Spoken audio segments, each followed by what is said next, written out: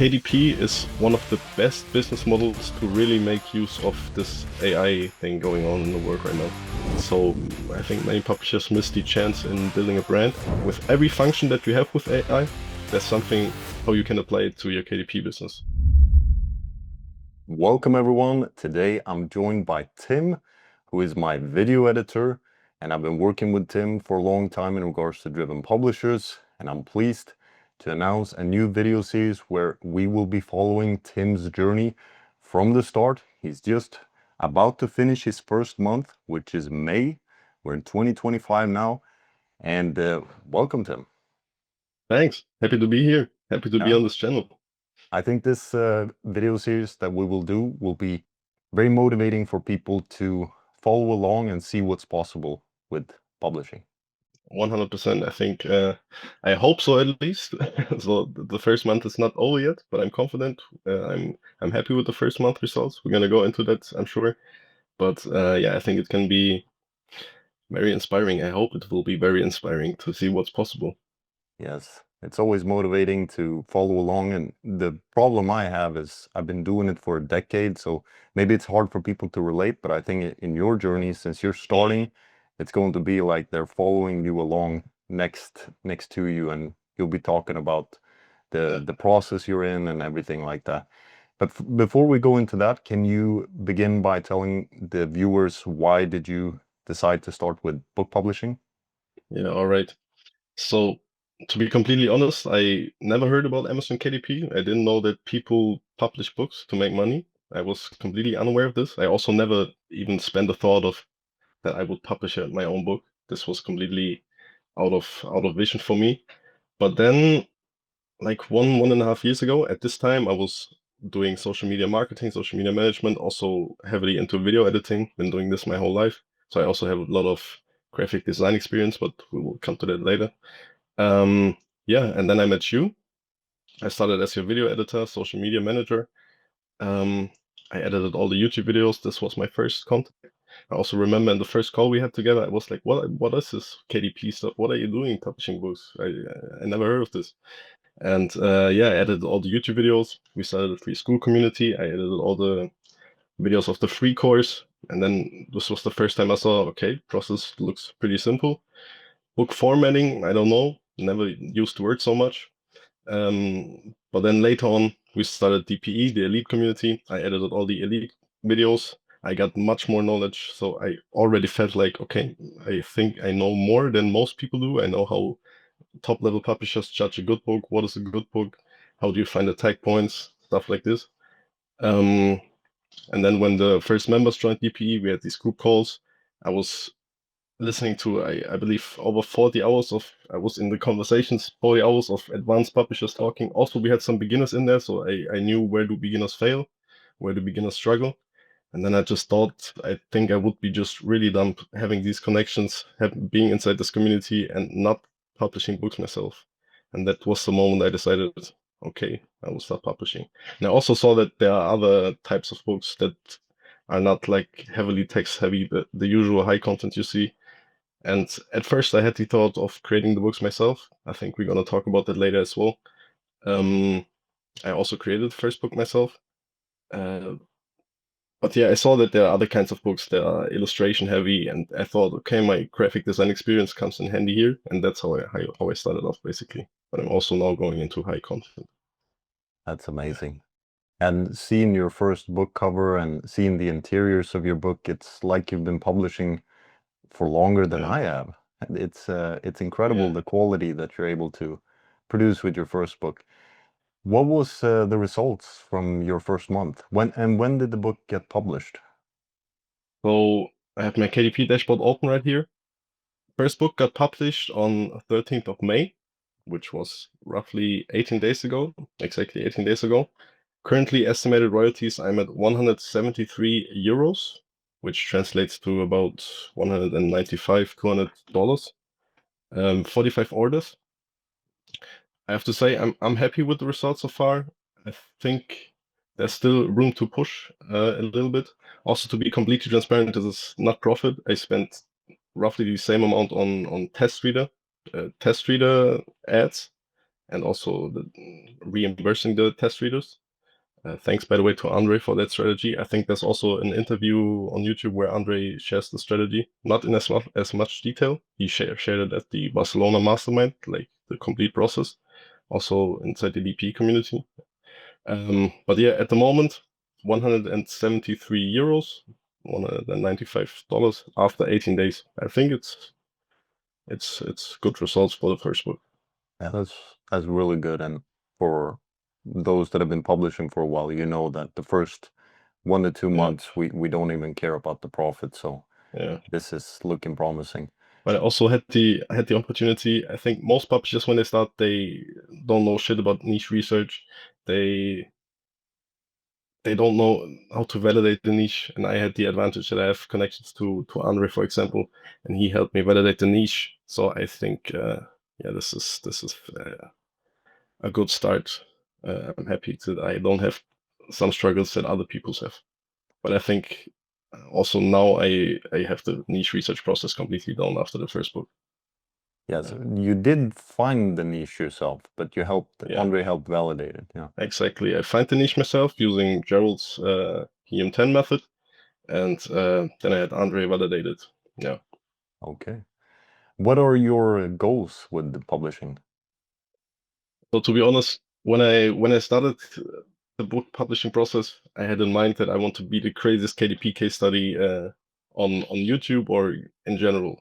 And yeah, I think since I'm starting with so much knowledge, having seen all these courses, having being every week in these group calls, being able to ask questions, having heard 50 hours of by now 50 hours of KDP conversations, I think I have good like a good foundation to really achieve that goal. But if I would have to set it in numbers, like this December, I set myself a goal of minimum 10K a month, like 10K in December.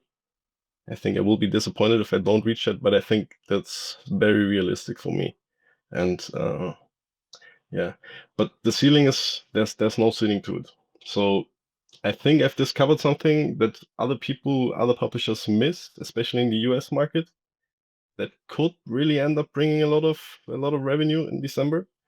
But yeah, we'll see if the secret plan comes into fulfillment. Yeah, yeah, and you're bringing knowledge from the German market. Yeah, You're going to do a mix of German books and English books. Is that the yeah, plan? exactly. I'm German, by the way. I didn't say that in the intro. Um, the first book was a German book, actually, German market, German language. Uh, but I'm getting it translated right now, and I plan on attacking the US market, German market. It's the same books translated, but I validate the niche on both markets. So just to make sure that this niche exists in both markets. And then I plan on also getting them translated to Spanish later on in the process. Okay. Yeah. It's great to have a goal, but do you have a plan to reach that goal as well? Yeah, 100%. So as you said, the first book, it already is what's pretty high quality, and the high quality angle is something from the German market. I feel like the US publishers, if I look at my competitor books and I click the read sample button, I always think, oh, they don't give a shit about quality. So the one main component is quality, but I can't reach my goal if I don't have the quantity component. So I plan on building systems. You teach us always building systems, freelancer teams to be able to produce quality in quantity. I'm also planning on doing different types of books. I now started off, I think I can say this is not giving away a niche or something. I started off with children's books. I now have a team of freelancers that basically work on autopilot. I just have to give them projects, and they are now producing my children's books. And right now I'm building systems for different types of books. So basically, how do I reach that goal? Outsourcing a lot to be able to produce quality and quantity. And yeah, the outsourcing process. Um, Point of doing the first book myself was also to learn the whole process, to create a workflow that I can then record and give to freelancers to basically just execute what I'm doing or what I'm showing. And like that, I can save money on the outsourcing part and just can produce more quantity for lower costs. And that's my theory, and that's what I'm doing right now. Okay, that's amazing. How hard has it been for you to understand how to do things in a way that will bring results? To be honest, for me, it was just a natural process, as I explained in the beginning. It was just like a kid learning to talk. I would say it's just listening to input from other people before I even made the decision to go into publishing. Then when I caught this thought, I want to be the craziest case study ever. Of course, I listened more closely and I tried to absorb everything. Um, so I think for me so far it has been, I would say, easy. Easy sounds a little bit too easy. It's of course work. You gotta put in work, but yeah, I wouldn't say it's hard. I have the confidence in every aspect I'm working on. But it's not like I do it perfect from the beginning. I still encounter some trial and errors when it comes to formatting, for example. The margins pleat, stuff like this. Uh, I wasn't fully aware at the beginning. I taught it to the freelancers wrong in the beginning, but it was no issue getting it resolved. And yeah, so there are still some small issues, but I wouldn't say it's hard. Now also, Ayhan always says this famous on this channel by now. I guess you gotta learn from the best. And yeah, since I've learned from the best, I think I can be confident to have that confidence. With this crazy sentence, but yeah. Um, and also, since this is not my first business and to learn from the best thing, I also discovered this in other skills and businesses I did before. Just some anecdote from when I was doing audio engineering, basically mixing, mastering rap music. There were at this time, it was like 2016, 2017. There were some tutorials on YouTube doing that, but at this point I had built up a certain skill level for myself, and I was able to see this person on YouTube. He's more or less talking shit. I mean, he's getting okay results, but what he's showing, I can do that better by now. And then at some point, some famous audio engineer who was working with artists, he was mixing artists like Travis Scott, Ty Dolla $ign, etc. Maybe some of you know these people. He started live streaming on Twitch, and he had like a very few viewers, and he had the replays available. And he basically showed the whole process he was going through. He shared his thoughts, he showed the plugins he uses, and I just from that point on just followed what he was doing, and I immediately got new clients. People loved it. This went a little bit viral in the German underground rap scene, and I got a lot of clients from that. So just being able to see who is really doing good, trying to understand their thinking patterns, trying to understand exactly what they're doing, and then being able to decide who is just talking shit, who is talking shit sounds a little bit too rough. I think I've said shit 5 times in this interview, but yeah, being able to judge who is just either trying to sell you something or who is just trying to make it look easier just for YouTube clicks. Yeah, I think that's a good ability that helps me to be confident in what I do. I think Yeah, that's a good measurement. I heard that one time as well that real experts aim to speak without any script. It's good to have bullet points, but ideally, if yeah, you can just riff on a topic, I think that will bring yeah, many interesting insights, and you will really, as a viewer, you will get to see, okay, there are layers. You can go really, really deep if you, and in the group calls, that's what we do all the time. In it, yeah, we free flow and we see, okay, where can we take this? And when you get several brains with several different experiences, it ends up being, I would say, every group call is eye-opening for me. And I'm 10 yeah, years into publishing, and it's just, okay, you could do this, you could view it this way, or because you have all this previous experience, you will then see a connection that someone else will not see, and then you will come up with something new, which is what you are most likely doing now than in the international market. So it'll be very yeah, interesting to follow along. Speaking of 100%. work, how does a daily work day look for you now in regards to only publishing? I know you do a lot of other things. You do social media Yeah. marketing and video editing, etc. But just on the publishing side. So the tasks mainly consist of, on one day I do niche research. I find new niches. I find new books that I can basically. I have different book categories, as I explained. So let's say children's books. It's a certain type of children books. I just look at books in that niche. I build a stack of books. On one day, I build a stack of books.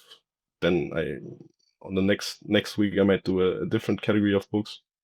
And then another day, I will go ahead and just manage freelancers. So the outsourcing part, it takes a lot of time in the beginning, especially when I'm following your approach, which is basically hiring en masse, or like distributing test tasks. Doing this takes a little bit of time. If you're doing this as well to the viewer, I recommend keeping like an Excel sheet, or I do it in Notion, like tracking all the freelancers you are giving test tasks to, which test tasks do they have, and then you can give them a ranking. So that is a task I do multiple times a week. So yeah, it's niche research, managing freelancers, hiring new freelancers, and then the other part is building new book processes. Right now, I'm working on an educational type of book process. So I'm building the process. Then when the process is refined and I think, okay, this is ready to be given to a freelancer now, I record the whole process. Yeah, so at the moment, my time is distributed. I think I've said this already. Um, Finding new niches, managing freelancers, building new processes, and this feeds into every. This basically it's like a cycle basically. How did you create your first book? So the first book I created completely myself. It's a heavy AI-driven workflow. I got heavily inspired by Paul. Some of you who watch this video might also have seen the Paul interview, Paul Jenkins, the filmmaker. Um, he always has this, or not he always, but in the interview he mentioned the sentence which really stuck to me. He's a Spielberg fan, I believe, and you mentioned the Spielberg quote, "Structure is everything." So I spent a lot of time for the first book in building out the structure of the book, heavily leveraging AI, deep research, etc., to build like the perfect structure of this book. Otherwise, it's AI generated illustrations. I have found the workflow to be able to create character consistency. Um, Yeah, and then yeah, create. It's heavily AI driven, basically. That sums it up. But not like a typical I pump out shit AI books workflow. This is like I heavily leverage AI to be able to achieve the highest quality possible. So yeah, Yeah, it's better than what I see humans create, if I put it that way. yeah. Thanks. I'm happy It's happy to hear this. it's really good. So it's not like you said, it's not like you're using this tool to just click a button and get a book created. Yeah, You're thinking, okay, how can I use it to combine with my human knowledge, make the yeah. superior product? Exactly. I also I didn't mention this in the beginning when I told how I found to KDP, but I think KDP is one of the best business models to really make use of this AI thing going on in the world right now. I was also using AI in other fields, other skills, but I think in KDP, you can just, with every function that you have with AI, there's something how you can apply it to your KDP business. So I think it's the perfect time to start right now if you haven't started yet. But yeah, dive into the how to leverage AI in publishing and book creation. But don't get tricked by those ads. Once you watch the video on how to use AI, you will get videos on every ads of a new AI tool that's able to write your book with one click. You just enter whatever. But it's not so simple. But in the end, if you have the process down, if you know the system, before I started, I built out a flowchart. I watched through Paul's AI Nuggets course, and I built out a flowchart of basically his process. Switched some things up a little bit, but yeah, structure is everything. I think also when it comes to the book creation process. So structure out your book creation process, and that's also what will allow you to outsource it at the end or in the next step. Yeah, Yeah, I can relate to seeing AI ads for software. So I'm seeing that all the time, and I'm Yeah. thinking, okay, yeah, this AI agent, maybe this will be something super special. And sometimes I see this video editing and AI, but luckily I can just send to you, and you can say, it doesn't really work. No. Not worth the time. They're overselling it a lot in these ads. Yeah. Yeah. How do you run Amazon ads? Do you have any thoughts on that? Yeah, to be honest, I had maybe you know Gerald Confianza, also multiple interviews on this channel. I had Gerald Confianza. He has an ad agency. I just hired him to run my ads, set them up. But I just I don't like having somebody work for me who just does things I cannot understand or I cannot control. So I had him share his thoughts while setting up the ads. So by now I think I also understand the process. I've also seen this in multiple courses. Um, so I think I would be able to manage it myself by now. Maybe not at the quality level Gerald does it, but just to save time on managing ads and saving that headache, say not to worry about this. I will just leave it to Gerald. Gerald does my ads, and I have more time to put into the book creation process. Yeah. Yeah, that makes complete sense. I But think since I've also ran other ads, Google ads, I think it's pretty similar to Google ads a little bit. I have experience, so I was able to understand the process really quick. I think it's once you understand the process and you understand all the numbers, all the values, I think it's pretty simple for you to learn as well. But I recommend still if you know somebody who can do it better than you, that's also something Ayan also always says, and you also say this. Um, hire people that are better at certain tasks than you are, so you can just reach a higher quality and you of course save time to spend the time on tasks you're good at. Yeah. and it's interesting, you have this mindset from the start. You even said you were going to outsource some parts, for example, the video editing, because Yeah. you see that your time is more Yeah. valuable in publishing. And I think that's, I said in a video not too long ago where I said it was it's not hard to make $30,000 a month. And I said you as an example that I believe that you will hit $30,000 a month. Just let some time elapse and come back to us and we will see. And I also mentioned Andre will hit it, Ian will hit it. And you are in essence now also doing it with your video editing, but you're also doing it with publishing. So you have that mindset and you know that publishing, even though you don't really have results right now, you can see that it is what will bring you the most amount of money. Is it also that you're thinking about the business value, or can you explain your reasoning to how you got to that conclusion? First off, without listening to your videos, listening to you talk, without your guidance, I think I wouldn't have this mindset at all. It's basically how do you say it? It's your your fault. Sounds a little bit negative, but it's your fault that I came in with this mindset. Yeah, before this, I knew Fiverr. I did some things over Fiverr, but never Upwork. But now I've completely moved away from Fiverr and moved to Upwork. I think this outsourcing process is what enables you at the end to scale. It's also possible to create all books yourself, of course, but you will be much slower and much more inefficient at the end. Says you're thinking big and you're thinking long term. Yeah, It is what makes sense. You're not thinking, okay, I need to make a profit right now, or I need to make a yeah. profit in 3 months. You're more so thinking, okay, I'm gonna scale this, see how far it can go, and Yeah, 100%. I think what inspired me is your approach, of course. Your number of books is what opened my eyes. Okay, there has to be a certain amount of quantity. Of course, it doesn't have to be, the number of books doesn't have to be as high as your number of books. But looking at the Ayhan case study, um, just for those people who don't know, Ayhan has been publishing, I think, for 2 years now. I think he's at around 30K per month. In royalties consistently now.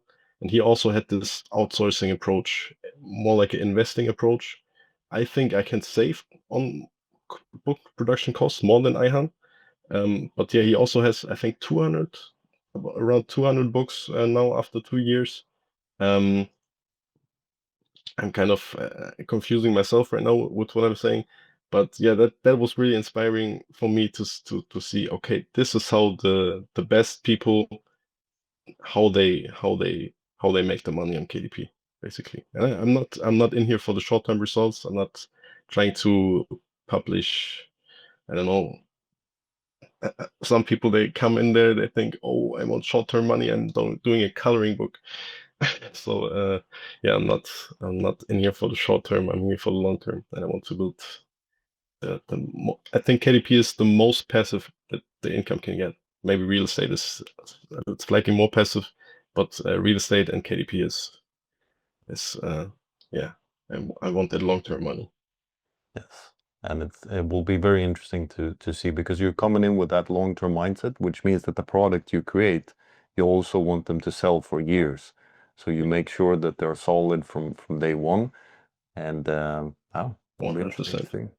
One thing I discovered now with the test reader ads, um, thanks to Andre for the strategy, it's also good. It not only will end up giving you reviews, but it's also good to have the target audience's opinion before really pushing it to the mass market, to be able to see. There was two small revisions. People suggested, oh, I would order it like this maybe, or like this, and they help you like push it further without risking a bad review at the end. Yeah, Yes. Yeah, I've said this before. It's like you're creating your own database, which the competitor doesn't have access to, because the competitors, they can leave or read the reviews, but you're getting the feedback before, just like I'm getting the feedback from my email list. I get to read what they think before, yeah, and can make revisions so it doesn't affect the reviews. And of course, once I know, okay, this is what they want, then for that book and future books, it ensures that it will not get common complaints, let's say. yeah, true. And you have been learning from me from scratch. How has that impacted your way of doing publishing now in terms of how you go about things? For example, you mentioned a little bit about setting up the systems and scaling and thinking that you're going to work on what you can do best, etc., and outsourcing. Is there anything else or anything you would like to expand on in regards to that? I think you summed it up pretty well. But what I also learned from you, and what I barely see on YouTube or any other sources, is the branding aspect. So I think many publishers miss the chance in building a brand. So I think you're the best case study. Also, not the best case study. Coco Wire might be the best case study on the power of a brand. So yeah, the branding aspect, and also how you think in the niche research process. I think this was a big inspiration for me. Um, but also when it comes to hiring the right freelancers, selecting the freelancers. So if somebody, this is the hire fast, fire fast approach. Is somebody, if you can see somebody didn't put his time or effort in it that you wish for, just fire him and get a new one, basically. Also, make sure that people don't do the same mistakes twice. This is basically the same point as I said before, but this is also a rule which helped me a lot in the hiring process for the first system I built now. Yeah. So to sum it up, it's the way you look at niches, brand potential, um, then the outsourcing, hiring stuff, and also the brand building. And summed that up in the first point as well. Okay. I'm super confident that you will do very well. How confident are you that you will succeed in publishing? I think I'm very, very confident that I will succeed in the long run. Or I don't know, maybe something happens to Amazon KDP that was really unexpected, but if it goes like I envision it with the development of AI, then I'm very confident that I will have success in this business. And yeah, I think I have the perfect foundations. I have the perfect people around me to be able to do it as fast as possible, even. Yes. Yeah. And it's we're taking a bold stance here. It's one thing to point at case studies before or once they got the results, but it's Yeah. another thing to point at the case study before he got the results. So Yeah. we're putting our reputation here on the line. Yeah, that's true. But I like the pressure. I like the pressure. I want to deliver more Yeah. when I get this little public accountability on me. Yes. Yeah. And we always say DP, we have our finger on the pulse. So Yeah. let's prove it. I think I've already proved it with the other people's results and my results, but let's go from scratch and let's people see it. 100%. Very exciting journey, I think, for myself, but also for the viewers and this channel. This has some good potential. Maybe also in the comments, let me know if you would like to like see more of this journey on my own channel. I haven't started a channel yet, but I'm thinking about starting a channel. So let me know in the comments what you think, if you would be interested in Yes. following this. And also, if you want to see it, what type of content would you like to see? Yes, Yeah. and for the video series as well, if there are questions that I didn't ask Tim, then drop them in the comments and let us know. What advice do you have for anyone doing publishing? Mm, I think since it's what mostly influenced me is the system thinking. Try to build system for everything. Try to build SOPs for everything, for the book creation process. Try to build SOPs for the outsourcing process, for the hiring process. Because if you build SOPs for the hiring process, you can theoretically also outsource the hiring process. So at the end, all you do is just doing niche research, creating the titles, and yeah, I think it's team building and also to surround yourself with other publishers who have the same goals as you, who sometimes share the same struggles as you, who you can ask for help, they can ask you for help. I also learn from other people asking me stuff, and then conversations which arose from that. Uh, yeah, surround yourself with like-minded people and outsource, like build systems. Um, Work on the business, not in the business. This is also this sentence also changed my view on business a lot. Work on the business instead of in the business. I first heard that from you, I think, and yeah, that really stuck with me. Work on the business instead of in the business. Yes. Of course, in the beginning, especially, you have to work in the business as well to learn how to do it and to be able to judge. You not necessarily have to. I think Ihan has never created a book himself, but yeah, I think if you're watching this, you're already working in the business, you have your processes down. My recommendation would be record what you're doing, share your thoughts, record it multiple times. So every time it's a little bit different. And then hire freelancers with test tasks, hire in masses. I hired, I think this month, these last 20 days or so, I think I've hired 45 freelancers for test tasks. 5 freelancers stayed at the end. But yeah, hire a lot. And test tasks, they do not necessarily cost you money. They cost you time preparing them, but in the end, it's just always 3 messages, and they just get copy pasted in a certain order to the people.